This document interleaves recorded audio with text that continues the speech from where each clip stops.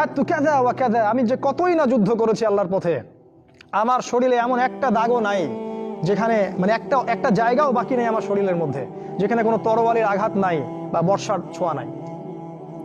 সেদিন তিনি মৃত্যুশয্যায় বলছিলেন যে আজকে আমি আমার বিছানায় মারা যাচ্ছি, আমি যুদ্ধের মাঠে মারা যাওয়ার সৌভাগ্য আমার হলো না।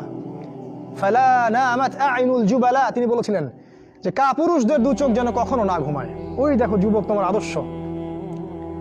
খুবাইব রাদিয়াল্লাহু আনহু, ইসলামের জন্য তাকে দায়ী করে পাঠানো হয়, রাজি নামক একটা জায়গায় কাফেররা তাকে ধরে ফেলে এবং তাকে শুল দণ্ড দিয়ে হত্যা করে।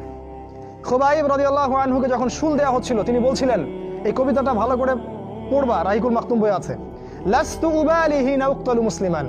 তাকে যখন শুল দণ্ড দেওয়া হচ্ছে, শুল দণ্ড মানে বোঝো, পিছন দিয়ে মানে লৌহ দণ্ড প্রবেশ করিয়ে মাথা দিয়ে বের করে দিত, কঠিন দণ্ড, একটা ফাঁসি টাসির চেয়েও ভয়ঙ্কর।